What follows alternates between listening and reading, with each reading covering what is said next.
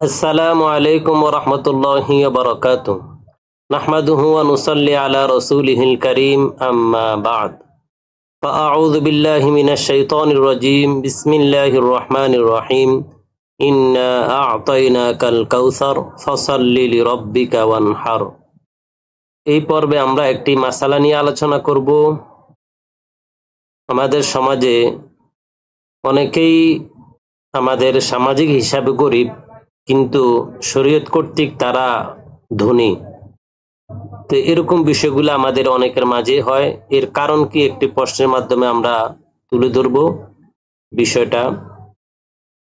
আমরা জানি যে কারো নিকট প্রয়োজন অতিরিক্ত নেশাব পরিমাণ সম্পদ থাকলে জাকাত 1 বছর অতিক্রম হলে ও কোরবানি ওয়াজিব হয়। এখন আমার জানার বিষয় হলো, আমার এমন অনেক আত্মীয় স্বজন আছে যারা বাহ্যত গরিব, কষ্ট করে সংসার চলে, কিন্তু তারা ভবিষ্যতের কথা চিন্তা করে, যেমন মেয়ের বিবাহ দেওয়া, ঘর বাড়ি বানানো এবং ছেলেদেরকে বিদেশ পাঠানো ইত্যাদির জন্য বিভিন্ন বীমা ও ইন্স্যুরেন্স কোম্পানিতে টাকা জমা দিয়ে আসছেন, যা ইতিমধ্যেই নেশাব পরিমাণ হয়ে গেছে। উল্লেখ্য, এই টাকা কিন্তু বর্তমানে তাদের প্রয়োজন অতিরিক্ত। এমত অবস্থায় তাদের উপর কোরবানি ও জাকাত ওয়াজিব হবে কিনা এবং তাদের জন্য জাকাতের মাল খাওয়া বৈধ হবে কিনা সঠিক দিক নির্দেশনা দিয়ে ধাবিত করবেন।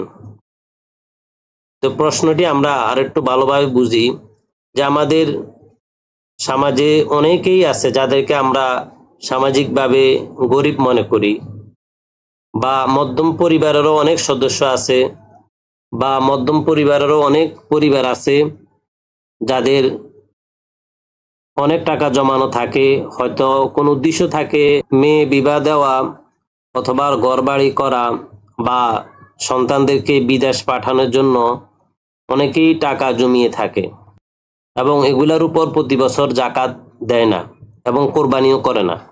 তারা ধরে নেয় যে তারা গরিব, অসহায়। এরকম অনেক পরিবার আছে। এমত অবস্থা তাদের কি হুকুম হবে, তাদের জাকাত দেওয়া লাগবে কিনা, তাদের কোরবানি দেওয়া লাগবে কিনা, বা তারা অন্যের জাকাত নিতে পারবে কিনা, এরকম অনেক প্রশ্ন থাকে। তো উত্তর আমরা আজকে জানবো।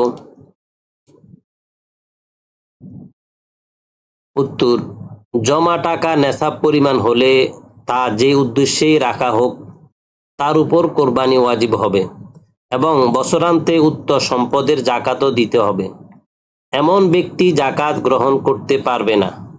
উল্লেখ্য, প্রচলিত বীমা কোম্পানিগুলোর লেনদেন সুদ ও জুয়ার উপর প্রতিষ্ঠিত, তাই এতে অংশগ্রহণ করা সম্পূর্ণ হারাম।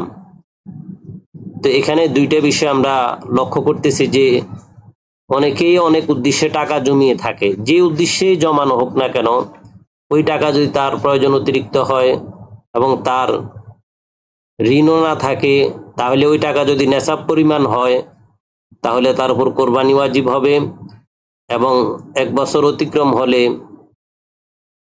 তার উপর জাকাত আসবে এবং সে অন্য জাকাতের টাকা নিতে পারবে না।